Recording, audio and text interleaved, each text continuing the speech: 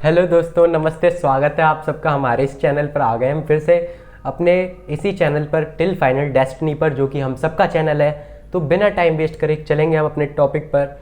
हमारा Indian polity चल रहा है, भारतीय राज्य व्यवस्था चल रहा है। आई होप आप सब बहुत अच्छे होंगे। तो अब हम स्टार्ट करेंगे। तो इससे पहले हम बहुत सी चीज़ें पढ़ चुके हैं। हमने लास्ट क्लास में प्रीएम्बल के बारे में पढ़ा था, है ना। अब हम शेड्यूल यानी कि अनुसूचियों के बारे में पढ़ेंगे। प्रीएम्बल यानी प्रस्तावना के बारे में हम पढ़ चुके थे। हम दोनों लैंग्वेज में चल रहे हैं, चाहे हिंदी मीडियम वाला हो या इंग्लिश मीडियम वाला हो, सबको समझ में आए। तो चलो स्टार्ट करते हैं बिना टाइम वेस्ट करें, ठीक है। सॉरी। तो स्टार्ट करते हैं संविधान की अनुसूचियाँ। तो सबसे पहले लिखेंगे पहली अनुसूची क्या है, यानी कि इसको इंग्लिश में लिखेंगे शेड्यूल 1। दोनों लैंग्वेज में लिखेंगे शेड्यूल 1, और अगर बोलें तो अनुसूची 1, ठीक है। अनुसूची 1 क्या थी ये? तो इसमें क्या बताया गया, इसमें क्या लिखा हुआ है? इसमें लिखा हुआ है name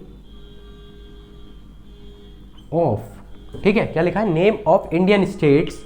name of Indian states, Hindi में भी लिखेंगे, चिंता न करें हिंदी मीडियम वाले।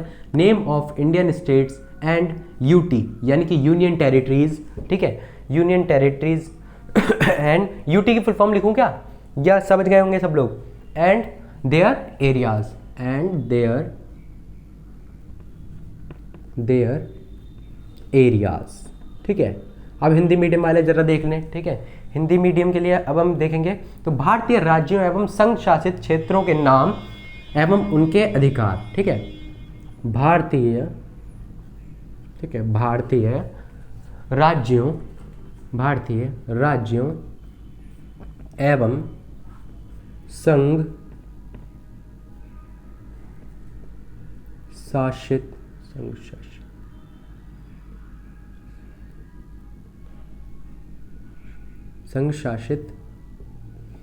भारतीय राज्यों एवं संघ शासित क्षेत्रों के नाम दिख रहा है ना सभी लोगों को? भारतीय राज्यों एवं संघ शासित क्षेत्रों के नाम एवं उनके अधिकार। सेशन थोड़ा बड़ा हो जाता है क्योंकि हिंदी मीडियम और इंग्लिश मीडियम के लिए दोनों के हिसाब से समझाना होता है। अधिकार, ठीक है। समझ गए आप लोग? संघ शासित, ठीक है, ये लिखा हुआ है इसमें। और कितने राज्य हैं टोटल? टोटल राज्य कितने हैं? तो टोटल राज्य हैं 28, जैसे कि आप सबने सुना है 28 राज्य हैं। और हमारे संघ शासित क्षेत्र कितने हैं? संघ शासित, ठीक है, यानी यूनियन टेरिटरीज, ठीक है। संघ शासित क्षेत्र कितने हैं? तो ये है गिनती में 8, ठीक है। कितने हैं ये? 8। अब अनुसूची 2 देख लेंगे जरा सब लोग। शेड्यूल 2 यानी अनुसूची 2, बार बार लिखने की जरूरत नहीं है, अनुसूची तो समझ गए होगे इसकी हिंदी, ठीक है। तो सेकंड क्या दिया गया है? About the salary, about the salaries, about the salaries, allowances, ठीक है, about the salary, allowances and pensions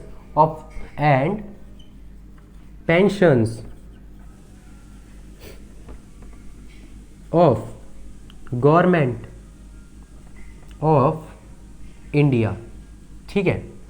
समझ गए? अब इसको हिंदी में बोले तो हिंदी में क्या है? हिंदी में भारत के विभिन्न पदाधिकारियों के वेतन भत्ते एवं पेंशन के विषय में, ठीक है।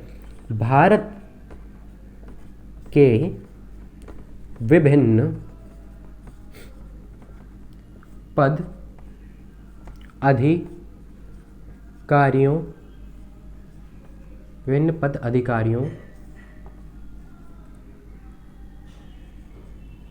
के वेतन भत्ते एवं पेंशन के विषय में। दिख रहा है ना सब लोगों को? पेंशन के विषय में। आवाज़ साफ आ रही है? कहीं भी कोई भी दिक्कत हो मुझे कमेंट करके बता दें, ठीक है। अगर कुछ समझ ना आ रहा हो या कोई भी दिक्कत हो तो मुझे कमेंट करके जरूर बता देना, ठीक है। मैं क्लियर करूँगा, चाहे मुझे दोबारा ही क्लास क्यों ना लेने पड़े, ठीक है। अच्छा देखो, अब किस किस के बारे में लिखी हुई है, कौन कौन से पदाधिकारी हैं इसमें, तो उनके नाम लिखेंगे। जरा इसको मैं रफ कर रहा हूँ, ठीक है। कौन कौन से अधिकारी आ जाते हैं उन सबके नाम लिखेंगे ज़रा।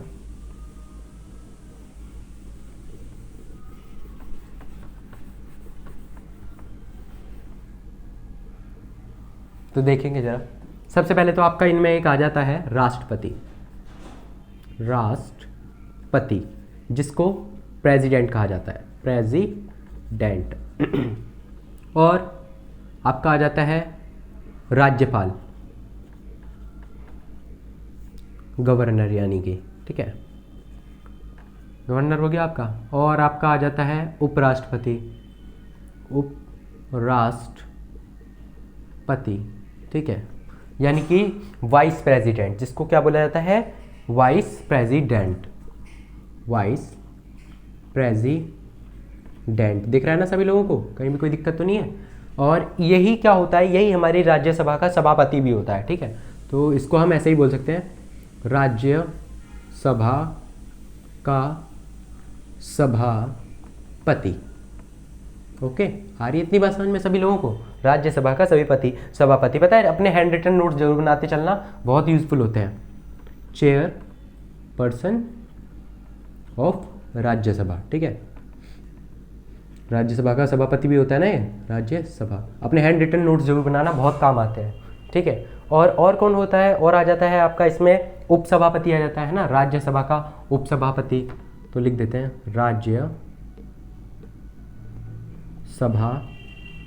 राज्यसभा का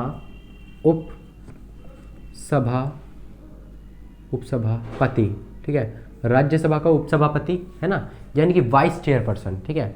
लिखना है क्या, लिखूं दोबारा, समझ जाओगे अब तो, वाइस चेयरपर्सन। चलो अब लिख देता हूँ, वाइस चेयरपर्सन ऑफ राज्यसभा, लिख लेना इसमें, ठीक है, तो समझ जाओगे। इस लाइन को रफ कर दूं, नोट कर लिया। ठीक है, पता है मैंने ये वाली क्लास पहले बना ली थी, आज मेरे संग 2 बार हो गए। एक तो वो एक और क्लास ली थी, उसमें भी सेम यही हुआ था, इंग्लिश वाली में जो लिया था मैंने, कल ली थी जो, और इसमें भी यही हो गया। इसमें क्या हुआ, वीडियो बना ली लेकिन माइक लगाना भूल गया, आवाज़ कम आई, फिर अब दोबारा रिकॉर्ड करनी पड़ रही है दोबारा से। तो देखो, चलो वाइस चेयरपर्सन हो गया है ना, और कौन सा हो गया, और इसमें आपका आ जाता है आपके लोकसभा का अध्यक्ष एवं उपाध्यक्ष दोनों हो गए, ठीक है। तो लिखें, तो लिखो लोक सभा का अध्यक्ष एवं उपाध्यक्ष,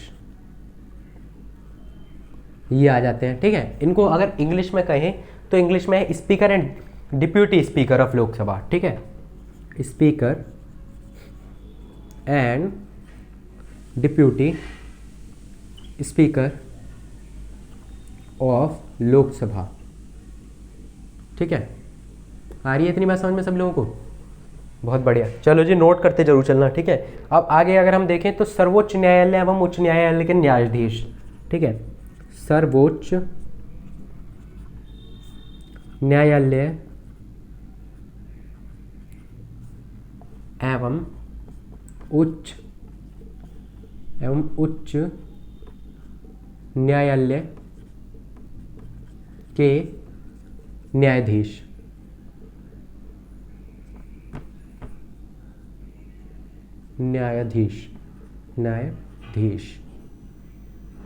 ठीक है जी। न्यायाधीश सब लोग समझते हैं ना, ये हो गया। इसको अगर इंग्लिश में बोले तो यानी कि जजेस of supreme court and high court, ठीक है। लिखो जजेस, ठीक है, कुछ गलत लिख दिया है मैंने, जी पहले आएगा ना, जजेस of supreme court and high court, ठीक है जी। आ रही है इतनी बात समझ में। और कौन होते हैं आपके, रफ कर दूं, इतना नोट कर लेना। फिर आप क्या जाते हैं सॉरी, फिर आप क्या जाते हैं महान्यायवादी, क्या गिर गया, अच्छा वो महान्यायवादी, ठीक है, महान्यायवादी।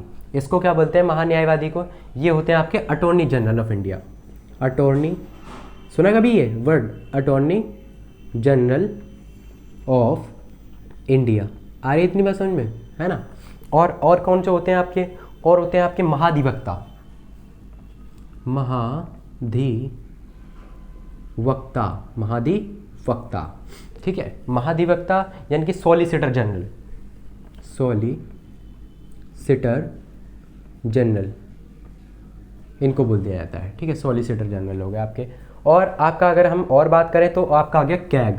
कैग सुना है कभी? कैग, हाँ, कैग सुना है कभी? कंट्रोलर एंड ऑडिटर जनरल सुना है ऐसा? कंट्रोलर एंड ऑडिटर जनरल, ठीक है। कंट्रोलर एंड ऑडिटर जनरल, ठीक है। हिंदी में बोले तो नियंत्रक,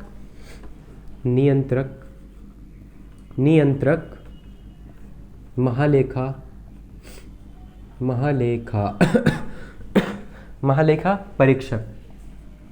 परीक्षक, नोट कर लेना, ठीक है। अपने हैंड रिटन नोट्स बहुत काम आते हैं, मैं बता रहा हूँ आप लोगों को, प्लीज़ नोट्स। अरे यार एक मिनट, कुछ गिर गया, ठीक है, वो थोड़ा सामान गिर गया था। दिख रहा है ना इतना? सभी लोगों को साफ समझ में आ रहा है? चलो जी, बहुत बढ़िया। ये हो गया आपका। इनके किस चीज़ के बारे में लिखा हुआ है? इन लोगों के वेतन भत्ते के बारे में लिखा हुआ है, ठीक है। समझ गए? शेड्यूल 2 में आगे इतनी बात समझ में। और इनका वेतन भत्ता कौन डिसाइड करता है, ये बात और जान लो। इनका वेतन भत्ता संसद यानी कि पार्लियामेंट डिसाइड करती है, ठीक है। और इनको कहाँ से दिया जाता है? ये किस निधि में से, यानी किस पैसों में से कहाँ से दिया जाता है? तो जो कंसोलिडेटेड फंड होता है, यानी कि संचित निधि होती है, बात को ध्यान से सुन लो, संचित निधि में से इन सबको इनकी सैलरी दी जाती है। आगे इतनी बात समझ में? चलो जी, बहुत बढ़िया, है ना। कहीं भी कोई दिक्कत हो तो मुझे कमेंट करके बोल देंगे, तो मैं सबके डाउट्स को क्लियर कर दूंगा, ठीक है। अब देखो आगे इतनी बात समझ में। अब चलो शेड्यूल 3 की तरफ चलते हैं। शेड्यूल 3 में क्या लिखा हुआ है? शेड्यूल 3 में लिखा हुआ है about the oaths of different governments, about the oaths of different government, about the oaths of different government of India, ठीक है जी। आगे बात समझ में? ये MENT है, ठीक है। About the oaths of different government of India, यानी कि भारत के विभिन्न पदाधिकारियों के शपथ के विषय में, ठीक है। भारत के विभिन्न पद अधिकारियों, भारत के विभिन्न पदाधिकारियों की शपथ के विषय में, इस बारे में लिखा हुआ है इसमें, समझ गए आप? ठीक है, इस बारे में इसमें दे रखा है, ठीक है। अच्छा, आप किन किन की शपथ के बारे में दिया है, कौन कौन लोग हैं वो, तो एक बात जरा मैं आपको बता दूं कि इसमें राष्ट्रपति की शपथ के बारे में नहीं लिखा गया है। क्यों राष्ट्रपति की शपथ के बारे में क्यों नहीं लिखा गया है? क्योंकि इनके बारे में जो चर्चा की गई है वो आर्टिकल 60 में की गई है। किसमें? आर्टिकल 60 में। आ रही है इतनी बात समझ में आप लोगों को? ठीक है, आर्टिकल 60 में इनके बारे में डिस्कस किया गया है। ऐसी जो राज्यपाल हैं, राज्यपाल, इनके बारे में भी नहीं डिस्कस किया गया, क्योंकि इनके बारे में डिस्कस किया गया है आर्टिकल 159 में, ठीक है, आर्टिकल 159 में, है ना, 159 में, है ना, 159 ही तो होगा, 55, 56, 57, 58, 59, हाँ। और उपराष्ट्रपति इनके बारे में डिस्कस किया गया है आर्टिकल 69 में, है ना, 65, 66, 67, 68, 69 में। आगे इतनी बात समझ में, यानी 69 में। इनके बारे में तो डिस्कस किया नहीं गया है। अरे ये 9, तो किन के बारे में डिस्कस किया गया है उनके ज़रा नाम लिख लेंगे, ठीक है। इनका इतना नोट कर लिया आपने? चलो जी, अब उनके बारे में डिस्कस कर लेंगे कि किस किस के बारे में दिया गया है। तो ज़रा सभी लोग देखेंगे। पहला आपका, जैसे आपका दिया गया है एक तो councils of minister of union, पहला काउंसिल, ठीक है, क्या, council of ministers of union, ठीक है जी। आइए बात इतनी, यानी संघ के मंत्रिपरिषद, संघ के मंत्री परिषद, ठीक है, परिषद, इनके बारे में डिस्कस किया गया है। आगे इतनी बात समझ में, है ना।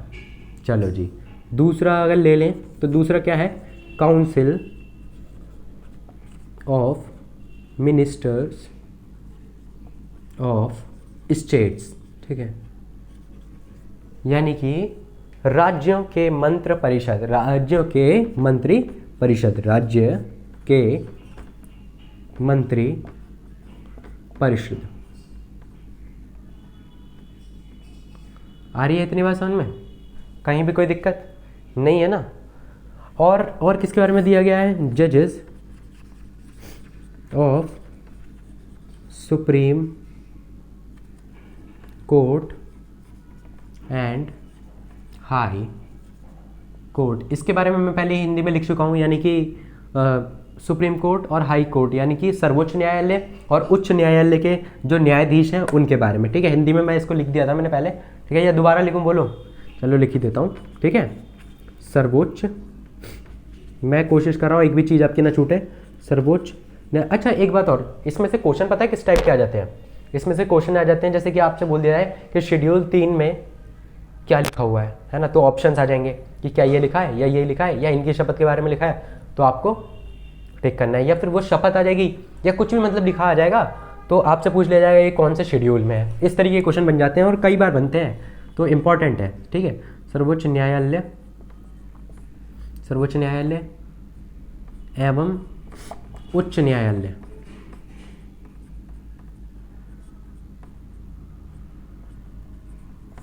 के न्यायाधीश एवं उच्च न्यायालय के न्यायाधीश,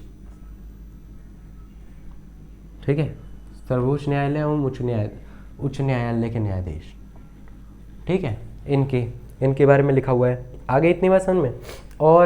और लिखा है कैग के बारे में, कैग यानी कंट्रोलर, वही वाला है ना, कैग कंट्रोलर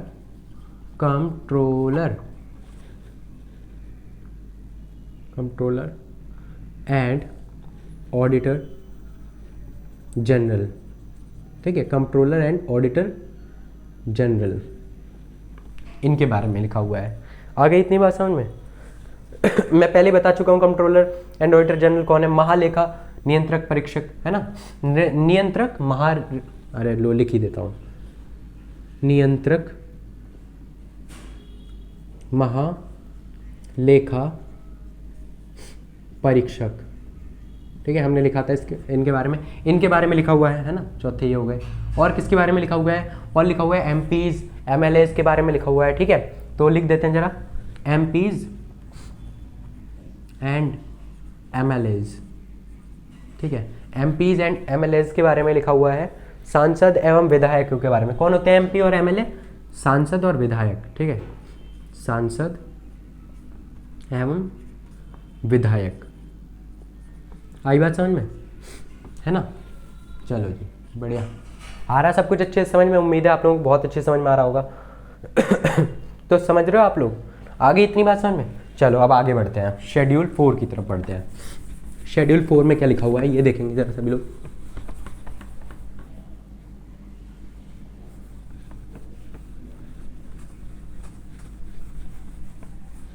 चलो जी, शेड्यूल 4 हमें शेड्यूल 4 क्या बताता है, allocations of members of Rajya Sabha, ये ए बड़ा वाला बना देता हूँ, allocations of members of Rajya Sabha, ठीक है, allocations of members of Rajya Sabha from state legislative,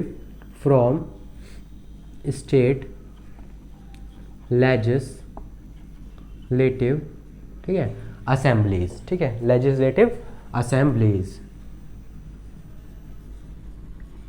ठीक है, आ रही इतनी बात समझ में, लेजिस्लेटिव असेंबलीज। इसको हिंदी में बोले तो ये ए साफ साफ दिख रहा है कि नहीं दिख रहा, ठीक है, दिख रहा है। हिंदी में अगर इसे बोले तो राज्यों की विधानसभाओं से सदस्य के, लिखो चलो पहले लिखते हैं, राज्यों, ठीक है, राज्यों की विधानसभाओं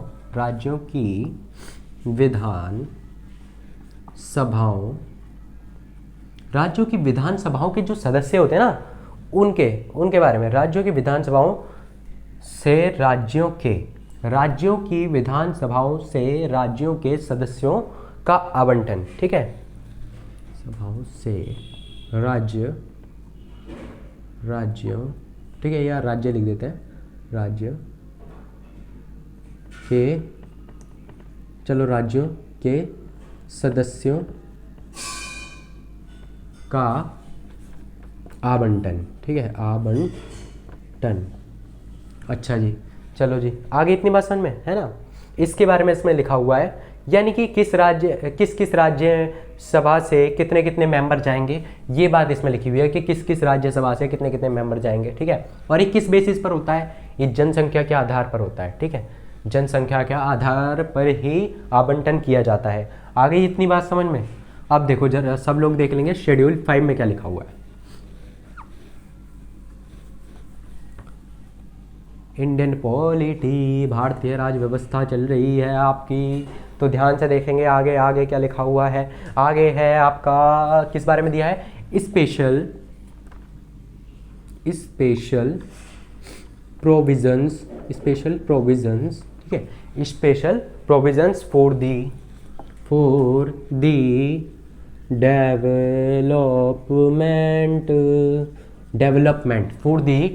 डेवलपमेंट एंड कंट्रोल, ठीक है, and control of schedule caste,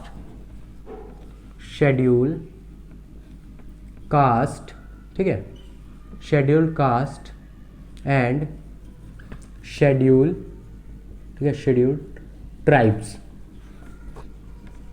आ रही है इतनी बात समझ में? किसी को भी कहीं भी दिक्कत हो, ट्राइब्स, एरियाज, कहीं भी दिक्कत हो तो कमेंट करके मुझे ज़रूर बोलना, ठीक है, मैं क्लियर करूँगा। शेड्यूल ट्राइब्स एंड, आ रही है इतनी बात समझ में? Schedule caste and schedule tribes, ठीक है। इसको हिंदी में अगर हम लिखें तो अनुसूचित जाति एवं जनजाति, अनुसूचित जाति एवं जनजाति, ये क्या कर दिया, अनुसूचित जाति एवं जनजाति क्षेत्रों, ठीक है, अनुसूचित जाति एवं जनजाति क्षेत्रों के विकास एवं नियंत्रण, ठीक है, नियंत्रण के लिए प्रावधान। आ रही इतनी बात समझ में? इसमें इसके बारे में लिखा हुआ है। आगे ये बात समझ में, ठीक है। अब देखेंगे सभी लोग कि शेड्यूल 6 में क्या दिया गया है। चलो जी, बहुत बढ़िया। शेड्यूल 6 में क्या दिया गया है ये देखेंगे सभी लोग, नोट करते चलना भाई। शेड्यूल 6 तो शेड्यूल 6 में क्या दिया है, अगर भाई बोल दिया तो इसका मतलब ये मत समझ लेना कि सिर्फ लड़कों को ही नोट्स करना है, सारी लड़कियों को भी नोट्स करना है, सबको नोट्स करना है, सबके लिए जरूरी है जो पढ़ रहा है, ठीक है। इसमें क्या लिखा हुआ है, इसमें लिखा हुआ है स्पेशल प्रोविजंस, ठीक है, special provisions for special administrative areas, ठीक है, एडमिनिस्ट्रेटिव एरियाज। आ रही है इतनी बात समझ में? हो गया। चलो जी, यानी कि विशेष प्रशासनिक, ठीक है, विशेष प्रशासनिक क्षेत्रों के लिए विशेष प्रावधान, ठीक है, विशेष प्रशासनिक क्षेत्रों, ठीक है, विशेष प्रशासनिक क्षेत्रों, ठीक है, के लिए विशेष प्रावधान। आ रही है इतनी बात समझ में? कहीं भी कोई दिक्कत नहीं है ना? चलो जी, बहुत बढ़िया। तो अब देखो कि कौन कौन से हैं विशेष प्रशासनिक क्षेत्र हैं। ये 4 हैं, ठीक है, 4 हैं ये, है ना। तो इन चारों के जरा नाम लिखेंगे, कौन से 4 हैं ये। पहली बात तो ईस्टर्न, नॉर्थ ईस्टर्न स्टेट्स हैं, ठीक है, नॉर्थ ईस्टर्न स्टेट्स, जिसको हिंदी में बोलें तो उत्तर पूर्वी, 4 उत्तर पूर्वी राज्य, 4 उत्तर पूर्वी राज्य हैं ये। कौन कौन से, जरा नाम जान लेंगे इसके, ठीक है। पहला हो गया आपका असम, ठीक है, असम, ठीक है, और sorry, I am so sorry, दूसरा है मेघालय, ठीक है और तीसरा है आपका त्रिपुरा, हिंदी में भी लिखूं क्या, ये समझ जाओगे। और फिर आपका मिजोरम, ठीक है। आगे इतनी बात समझ में, ये कुछ स्टेट्स हैं, ठीक है। आगे इन चारों के बारे में लिखा हुआ है। अब शेड्यूल 7 में देख लो जरा, शेड्यूल 7 में क्या दिया है। शेड्यूल 7 शेड्यूल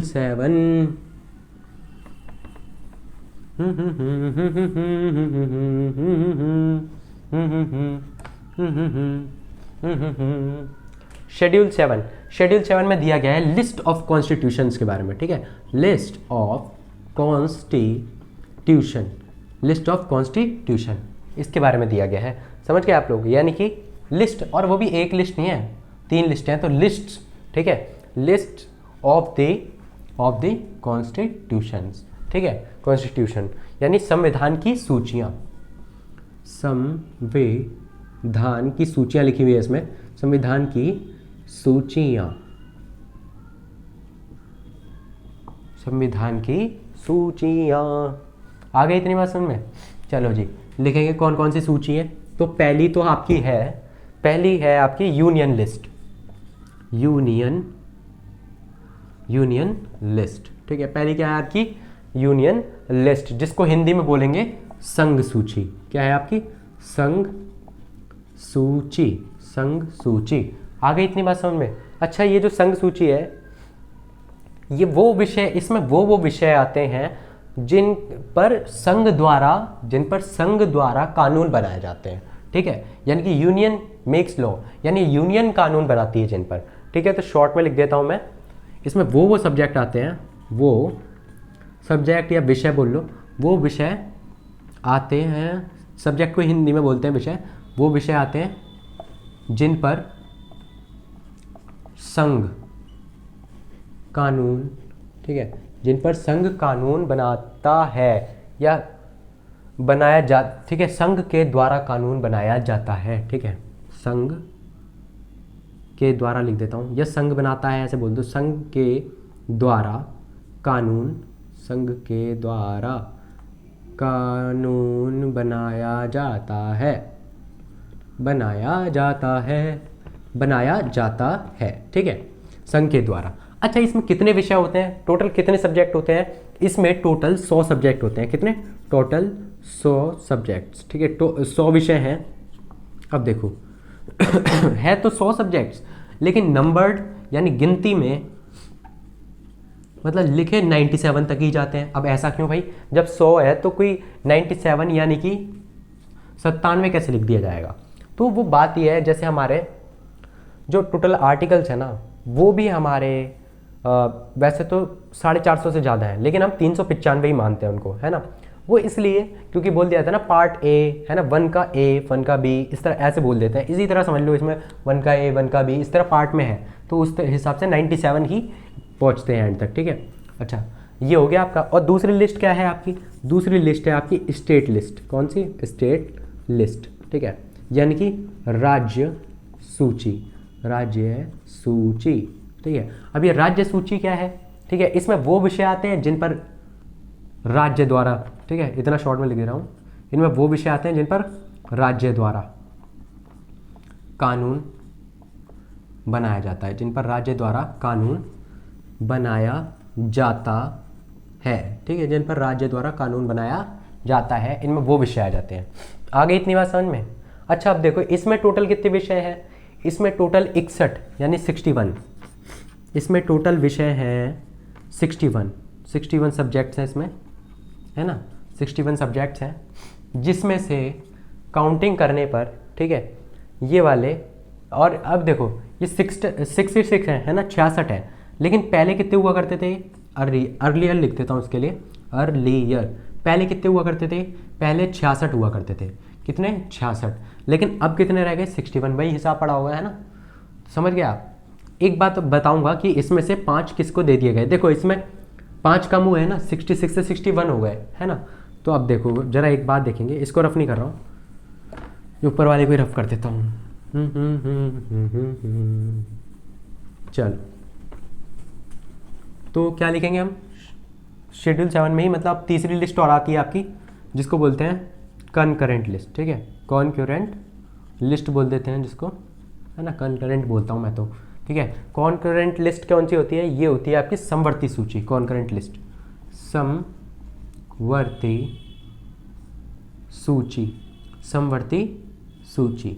अच्छा, अब ये क्या है? इसमें वो विषय आते हैं जिसपे यूनियन और स्टेट, यानी कि राज्य और संघ दोनों ही कानून बनाते हैं। ठीक है, इसमें दोनों कानून बनाते हैं, दोनों संघ एवं राज्य, दोनों संघ एवं राज्य कानून बनाते हैं। ठीक है, दोनों मिलकर कानून बनाते हैं, इसमें दोनों द्वारा कानून बनाया जाता है। ठीक है,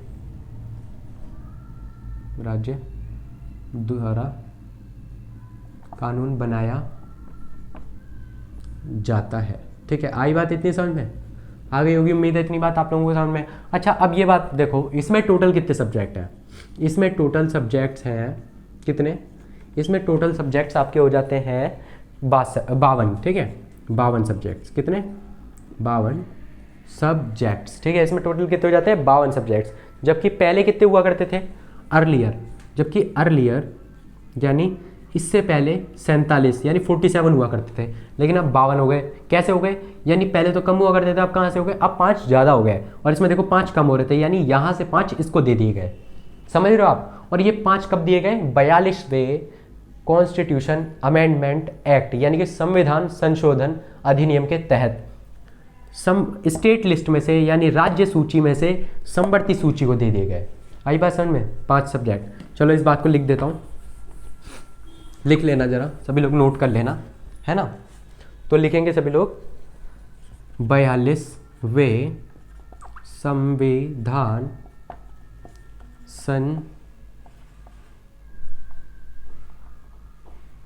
संशोधन, 42वें संविधान संशोधन अधिनियम के तहत। ठीक है, 42वें संविधान संशोधन अधिनियम के तहत राज्य सूची के जो 5 विषय हैं, है ना, वो समवर्ती सूची को दे दिए गए। राज्य सूची के 5 विषय किसको दे दिए गए? समवर्ती सूची को, है ना, यानी कॉन्करेंट लिस्ट को। आगे इतनी बात समझ में? उम्मीद है इतनी बात बहुत अच्छे समझ में आ गई होगी, है ना। चलो जी, अब आगे बढ़ते हैं। हो गया इतनी बात समझ में? क्लियर हो गई? चलो जी, नोट कर लेना सब लोग। ठीक है, नोट करना बहुत ज़रूरी है। अब देखो शेड्यूल 8 के बारे में देख लो ज़रा सा। शेड्यूल 8 क्या है, यानी कि इसके बारे में अब ज़रा देखेंगे। शेड्यूल 8 में क्या लिखा हुआ है, यानी अनुसूची 8 में क्या लिखा हुआ है। दूसरा मार्कर ले रहा हूँ जरा, ये वाला मार्कर लाइट चल रहा है अब थोड़ा।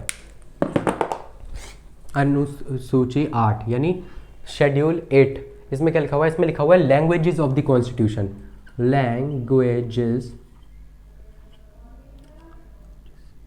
Of the constitution, languages of the constitution यानी संविधान की भाषाओं के बारे में लिखा हुआ है। ठीक है, संविधान की भाषाएं,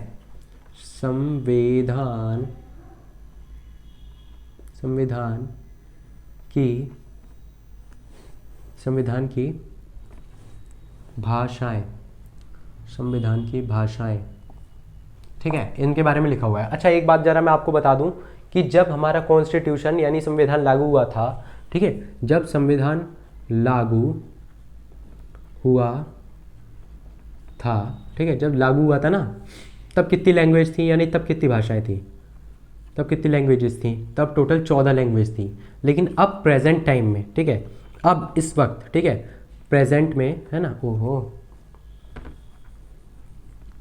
लेकिन अब प्रेजेंट में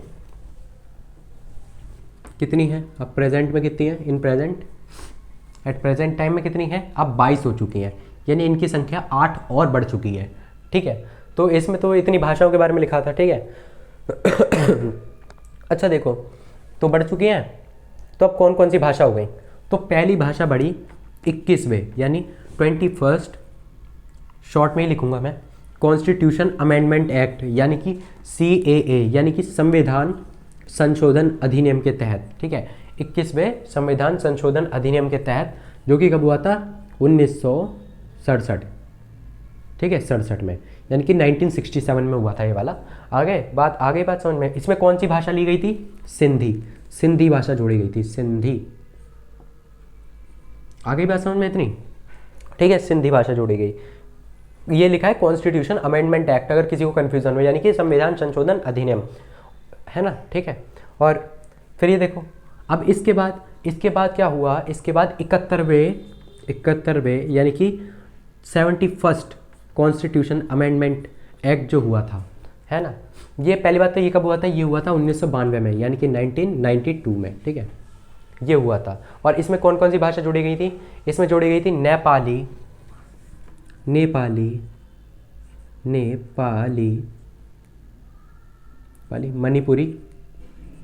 मणिपुरी। ठीक है, नेपाली हो गई आपकी, इसमें हो गई आपकी मणिपुरी, हो गई आपकी कोंकणी हो गई। ठीक है, कोंकणी ये भाषाएं इसमें जोड़ी गई। टोटल कितनी हो गई है, 4 हो गई ना। कितनी हो गई, 1 2 3 4 भाषाएं ये जुड़ गई।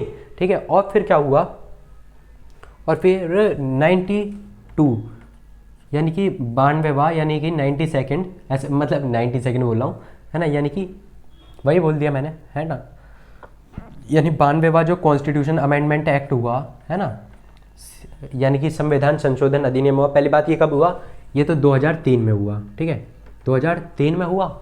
इनमें कौन कौन सी भाषा जोड़ी गई, इसमें एक तो जोड़ी गई आपकी मैथिली भाषा जोड़ी गई इसमें, और इसमें बोडो जोड़ी गई, ठीक है, बोडो जोड़ी गई, इसमें डोगरी जोड़ी गई, इसमें डोगरी जोड़ी गई, और इसमें सैंथली भाषा जोड़ी गई, सैंथली, ये भाषाएं जोड़ी गई इसमें। आ गई इतनी बात समझ में। ठीक है, चलो जी, बहुत बढ़िया। अब देखो, जब संविधान लागू हुआ था तब 8 शेड्यूल थे उस टाइम पे। ठीक है, कितने थे, 8। लेकिन फिर अब प्रेजेंट टाइम में कितने हैं, अब पूरे 12 हो चुके हैं, है ना। तो 12 शेड्यूल है, तो बाकी के 4 के बारे में पढ़ना है। तो अब जरा बाकी के 4 और देख लो। ठीक है, क्वेश्चन आ जाता है, और पता है क्वेश्चन उनमें ही ज़्यादा आ सकता है जो अब जोड़े गए हैं, यानी कि बाकी के 4 जो है, इनसे ही ज़्यादा क्वेश्चन उठ सकता है। तो बाकी तो इंपॉर्टेंट सब है, तो ये 4 भी देख लो जरा। वैसे मतलब इंपॉर्टेंट तो सारे हैं भाई, शेड्यूल में से कुछ भी पूछा जा सकता है। तो अब जरा देखेंगे शेड्यूल 9, है ना, शेड्यूल 9 यानी कि अनुसूची 9, इसके बारे में क्या दिया है। तो इसमें क्या दिया है, इसमें दिया है laws of land reform, laws of land reform. ठीक है, लॉज ऑफ लैंड रिफॉर्म यानी कि भूमि सुधार के कानून। देखेंगे सभी लोग, भूमि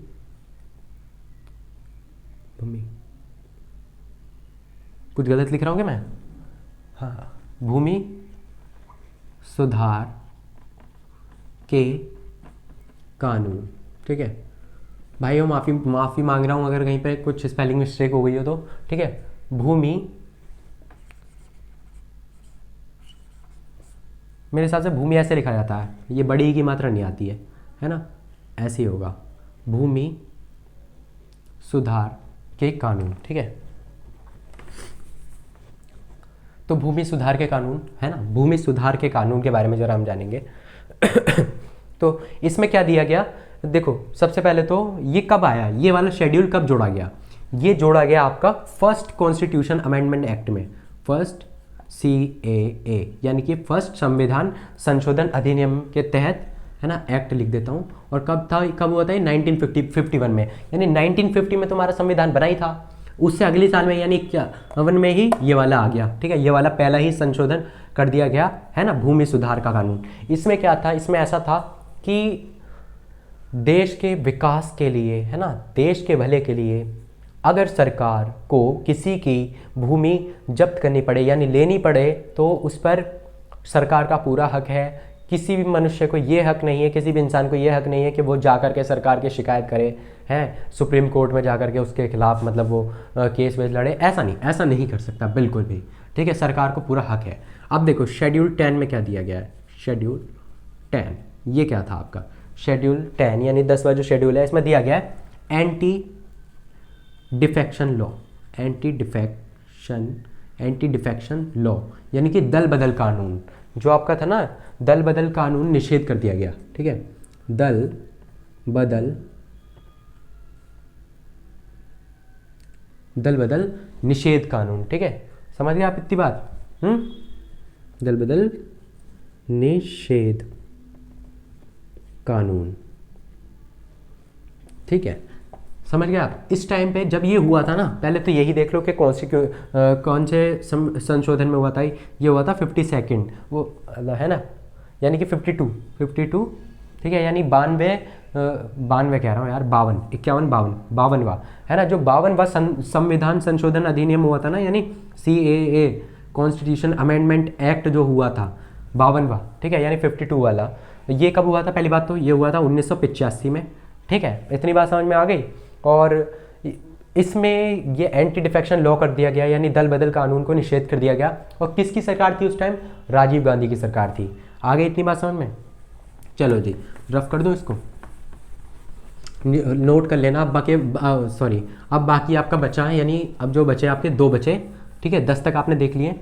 शेड्यूल 11 देखो अब जरा, यानी अनुसूची 11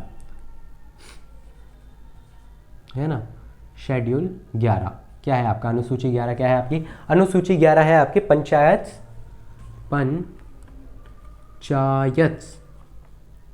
बिकेम, ठीक है, panchayat became the part of Indian constitution, ठीक है। आ गई इतनी बात समझ में, है ना। अब देखो इसको हिंदी में अगर बोले तो पंचायत को संवैधानिक दर्जा, पंचायतों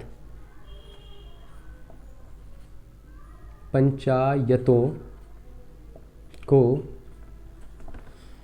संवैधानिक दर्जा प्रदान किया गया, ठीक है जी, संवैधानिक दर्जा प्रदान किया गया। आ गई इतनी बात समझ में? अब देखो ये कौन से कॉन्स्टिट्यूशन अमेंडमेंट में हुआ था? ये हुआ था 3rd कॉन्स्टिट्यूशन अमेंडमेंट ना, CAA एक्ट के तहत, ठीक है। और ये कब हुआ था? ये हुआ था आपका 1992 या 93 में ही हुआ था, तो हम इसको मान लेते हैं 1992, ठीक है, 1992 में हुआ था, है ना, 1992 में ही हुआ था ना, हाँ 1992 में ही हुआ था, ठीक है। 3rd कॉन्स्टिट्यूशन अमेंडमेंट एक्ट हुआ था 1992 में। और किसकी सरकार थी उस टाइम? उस टाइम थी PV नरसिम्हा राव की सरकार चल रही थी उस टाइम, ठीक है जी। आगे इतनी बात समझ में? अब देखो शेड्यूल 12 देख लेंगे जरा सभी लोग। तो शेड्यूल 2 क्या है, इसी को हल्का तरफ कर देता हूँ। शेड्यूल 12 क्या है? 12 में बस क्या हो गया, शेड्यूल में म्यूनिसिपैलिटीज़ को भी बना लिया गया, ठीक है, म्यूनी कह रहा हूँ, म्यूनिसिपैलिटीज़, ठीक है, म्यूनिसिपैलिटीज़ TIES, ठीक है, म्यूनिसिपैलिटीज़ यानी कि नगर पालिकाएँ, नगर